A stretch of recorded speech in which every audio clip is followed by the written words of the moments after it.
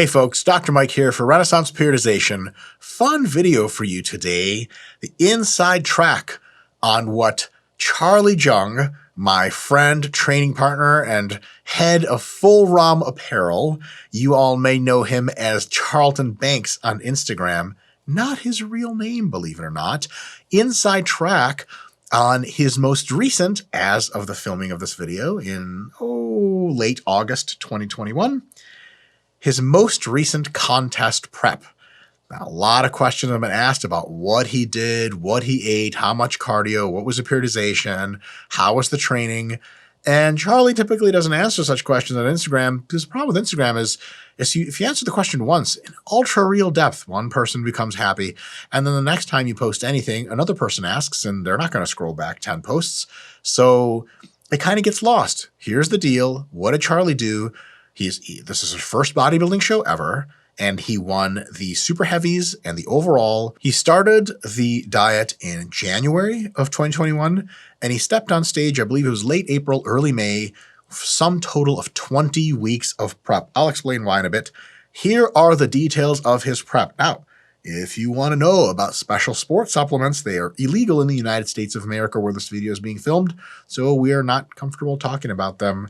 Hopefully Charlie moves to the United Kingdom at some point where personal use is something you can discuss. And then you could get him in the UK, couldn't you? Oh, yeah. Yeah, it's my awful British accent. Folks from the United Kingdom, you generally have an awesome sense of humor, so you won't get offended. I was going to say don't get offended, but you really just never do. All right, the Charlie plan. First of all, the periodization. Charlie and I thought he was cutting for a show, and then COVID hit. So it ended up being just kind of an experimental play with peaking kind of diet that lasted about, I think, 12 to 14 weeks, something like 13 and change weeks long, depending on if you include the taper to the peak and stuff like that. Then he masked for 20 weeks. And in the middle of that 20 weeks was one mini cut that was 2 to 3 weeks in duration to lower some of the training stress, make him more sensitive to volume, and I'll burn off some fat to give a little bit more runway for further muscle gain. And then after that mass phase, he was very, very tired. So he took 2 weeks of active rest, very little lifting, if any, lots of vacation, lots of sleep, any kind of food he wanted to eat as long as it had protein in it, and good to go. And then 20 weeks or so of hypocaloric diet. Why 20 weeks? And then showtime, of course. Why 20 weeks? Because we honestly had never prepped Charlie for a bodybuilding show, and we wanted him to be very lean, striated glutes, the whole thing. We just had no idea how long it was going to take. And here's the cardinal rule of bodybuilding contest prep timelines is it's always better to be early than late. If you're 4 weeks out of a show and you're stripped up, diced up, that's not a bad problem to have. Now, you don't want to be 8 weeks out of a show and diced because then you're in a really low body fat situation. It's not great for sustainability. But if you're 2 or 4 weeks early, then you could introduce a ton of high carb days, coast right into the show, feel great. It'll be super awesome. If you're late, you got to slash calories more, do more cardio, pay a huge fatigue price. Things can go wrong. You can get hurt. So generally speaking, we suspected it wasn't going to take him more than 12 to 16 weeks to get in really good shape. But because we didn't know how his body was going to respond, we took 20 weeks. No big deal. And he was in very good shape 4 weeks out. So luckily, we did well with that. All right. Next, his training during prep. First, the theory, and then what he actually did. So training theory during his prep, his 20 weeks of hypocaloric dieting and training for that bodybuilding contest. Of course, training, as always, goes from minimum effective volume to maximum recoverable. But your maximum recoverable volume during prep tends to fall the entire time or most of it. So it kind of comes to you. So instead of ramping the volume like crazy up to here, you ramp the volume a little bit as needed, and MRV comes and meets you every time. And then you deload and it expands, and then MEV goes up, MRV goes down. And it's sort of like, yes, it is MEV to MRV, but not a ton of volume is added during that entire time because the MRV goes down quite rapidly, especially as the hypocaloric condition really intensifies, which you'll see it does later in the prep. We used very conservative volume increases. We only increased the number of sets when it was blatantly apparent that the workout was understimulative. So if he did bicep curls, for 4 sets and he got a really good pump and really good tightness in his muscles, that was it. We didn't go for 5 or 6. If he did 3 sets of bicep curls and he was literally like, see, I don't have any pump. I feel like I'm still warming up. no stimulus was really received, then we would say, okay, let's add a fourth set and see how it goes from there. So very, very conservative on the volume. We wanted to make sure he wasn't losing muscle, and one of the best ways to tell that is if you're stable in strength or even mildly progressing from neurological adaptations. You get better at the technique, your muscles get recruited better by your nervous system. So we focused on hitting tiny PRs in reps and load. What does this mean? This means that Charlie, who leg presses like a gazillion, was sometimes adding 5 pounds per week to his leg press. The guy's leg press is like 700, 800 pounds. He's adding 2.5 to each side, which is comical to see somebody do. But nonetheless, when your technique is good and everything's really close to failure, a 5-pound addition, if you can keep the reps the same, shows that you're probably at least not losing muscle. And sometimes he would add a rep here and there, almost never adding 2 reps.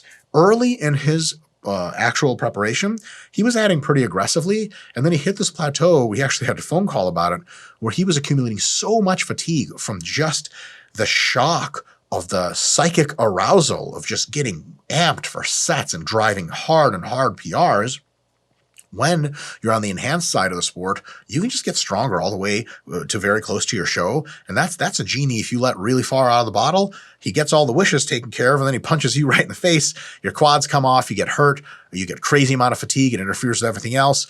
So really, the name of the game is muscle preservation. So we still want to hit PRs, but really small ones, and we don't want to drive a ton of psychological effort. So to that point, the small increases in reps and load were introduced about halfway through the prep. He got much less fatigue, all the same amount of muscle. He probably grew on muscle into his prep, and his reps in reserve were very well controlled, and emotions were down. In the first part of prep, he got really amped, hit a ton of PRs. He was getting stronger really fast. He was like, dude, I can't survive this. The fatigue is insane. I was like, why have you been doing this to begin with?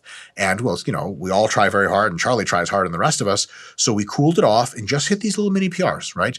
If you hit, 2 RIR, 700 for sets of 10 in the leg press last week, it's 705 for 10 this week, 710 the week after, 715 the week after, and then you deload. Like if you leg press 715 for sets of 10 and you started with 700, during that time you successfully pull all that off at roughly the same RIR, gee whiz, you're definitely not losing muscle, almost certainly not. So it's a really good insurance policy, whatever we need to keep the muscle on the body. So it's hard training, but not excessive, right?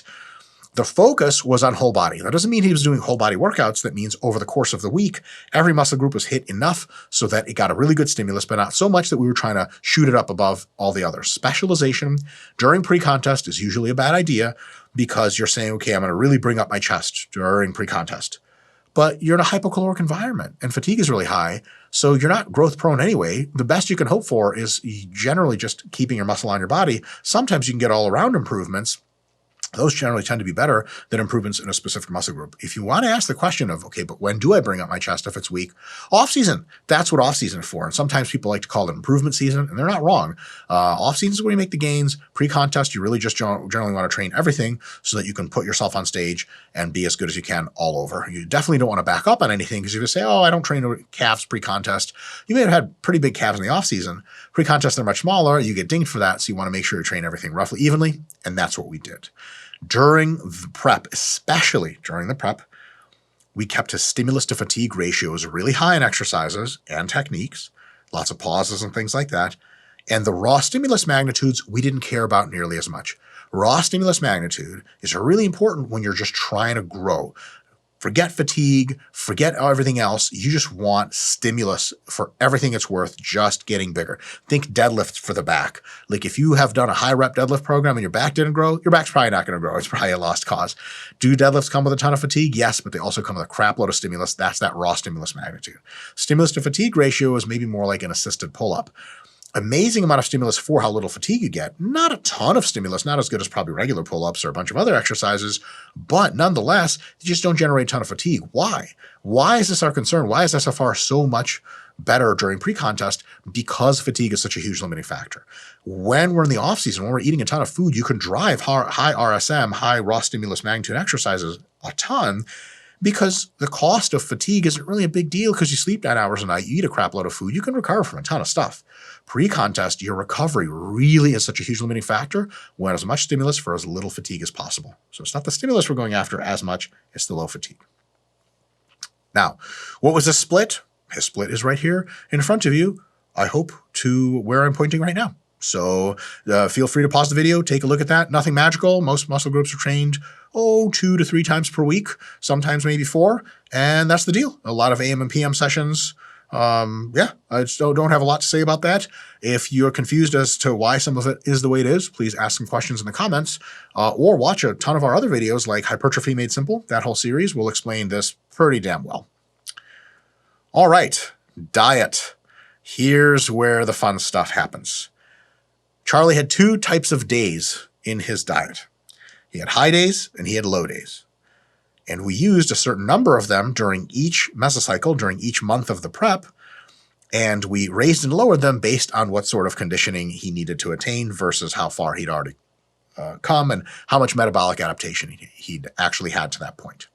So a high day was around 250 grams of protein, 550 grams of carbs, yes, that's a diet for Charlie, and 60 grams of fats, totaling about 3,750 kilocalories. Okay, he had to hit 8,000 steps on those days, and for proper salt balance and making sure he didn't get too dry one half of the week and too bloated the other, we fed him a little less salt, 5 grams total of sodium, which may sound like a lot, but for someone who sweats as much as Charlie and who's really enormous and has a ton of physical activity, 5 grams of sodium seems to do him just fine.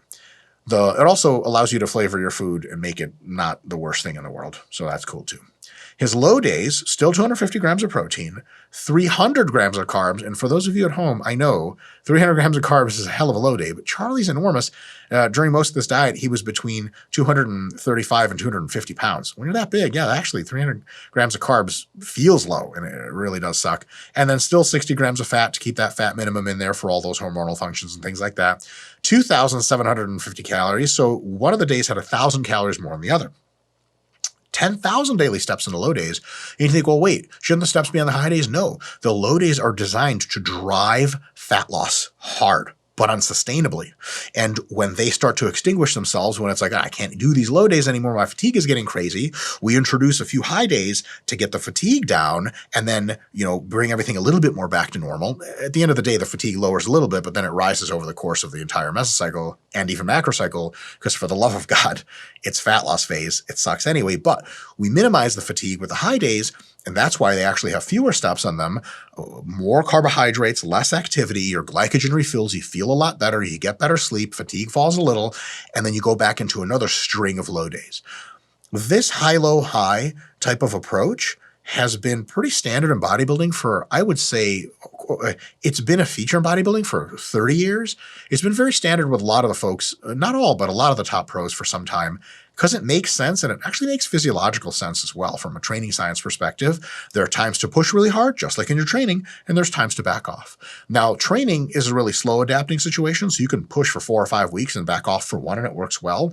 With dieting, especially hardcore dieting, it's probably better to push for a week, half a week, and then pull back for a week, half a week, and that time course seems to be better. Do I wish the training and diet time courses were the same? Like, wouldn't it be cool if we just introduced more food only during the deload and during the entire fat loss phase, mesocycle, weeks 1 through 5 of hard training, you could just lower the calories and keep them low? Yes. And you can do that, but I don't think it works that well. It seems that nutritionally the timelines are a little bit shorter, so you have to act more quickly. I'm not 100% sure on that, but give it some thought and see what you think and maybe play around with it yourself. So 10 grams of sodium on those days, by the way, the low days, and that was just to keep his weight a little bit more stable and allow him to squash his hunger with more sodium and more fluid, which tends to kind of do the trick. Also, I think he was eating some pho, at-home pho type soups. And those have a little bit of salt in them, I've been told. I only eat, my Dr. Mike meals, and you've seen those prepared. You know how high ranking my chef skills are. I don't even have to tell you how good I am, but I'm doing it anyway because I care about you. His meal schedule, here's the deal. All of January, remember he dieted January, February, March, and April, and I guess a part of May, somewhere in there, it's 20 weeks. And what ended up happening was January, more or less the entire time, he never did a single low day. Why? Because he came off active rest after a mass phase, and 3,750 calories is like a real legit deficit for him. So he just lost pounds and pounds of weight the entire time through January because the high days were already hypocaloric, no need for low days. In February, we turned the heat up a little bit. We started to really pull some calories. So we would do 3 low days in a row, generally Monday, Tuesday, Wednesday. And then Thursday, Friday, Saturday, Sunday were high days. Kind of cool that the high days correspond to a weekend. You really can sort of mix and match both relaxation from a psychological and work effort and nutritional perspective. Like, it's nice to have a Saturday where you get to eat more food and hang out and chill versus a Saturday that you get to hang out and chill and suffer when you're dying from super low food. So 3 to 4 ratio, 3 low, 4 high. And then in March, we ticked off 1 high day and replaced it with low day. Shitty thing to do. Monday, Tuesday, Wednesday, Thursday low. Friday, Saturday, Sunday high. Then Charlie started to get really fatigued, but also very lean. And look, we're introducing more of these low days because as we get closer to the show, the body in general becomes more resistant to fat loss, and we kind of need to push the pace a little bit harder. If we pushed the pace hard super early, we'd have kind of burnt his metabolism out a little bit. I mean, that's just colloquial term. He would have generated more diet fatigue, and it would have been like, why? Why are we doing this if we don't have to be in really good shape until very close to the show? April, we just thought, okay, we got to bring him in as good a conditioning as possible. We're not playing any games. So 5 low days, Monday through Friday, and then Saturday, Sunday were high. This was a terrible, terrible time. Tons of fatigue accumulated, but his glutes started to get like all the weird feathering. All the good stuff started to happen. The second to last week before the show, all the days were low.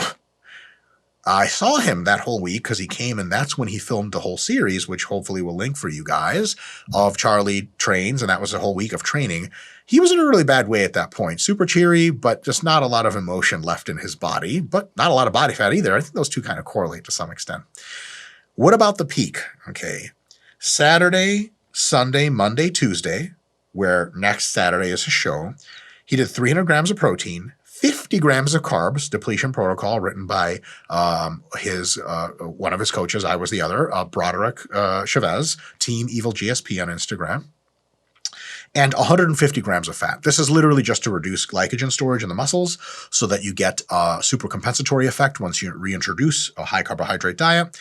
This was paired with high fluids to get the body to be very diuretic, peeing off a lot of fluids. You don't want the body to hold on to fluids. And then a relatively high amount of sodium to get the body to be used to excreting a high amount of sodium. Also makes consuming the high fluids very easy.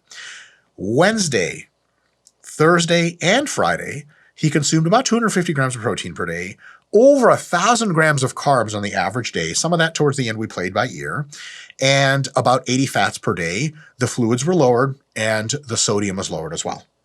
No magic, but you can see how this would result in, on average, the muscles getting bigger from glycogen and the subcutaneous water leaving a little bit from the lowered fluid intake and lowered sodium. And then voila, Saturday, he looked pretty damn good. Can we make this pre-can protocol better? Yes, we already have some directions. We're probably going to make it shorter because he honestly looked unbelievable on Friday morning and it looked pretty good Saturday. Not his best, still won because holy crap, guys like Charlie don't just show up to your average local amateur show. But next time we'll probably shorten the peak. But in any case, this is a fine peak. So my recommendation, if you want to try something like this, I would just start carb loading. Like if you have a show Saturday, I'd wake up nice and early Friday and just eat a ton of carbs, drink only as much water as make sure you're not super thirsty, and eat very small amounts of sodium.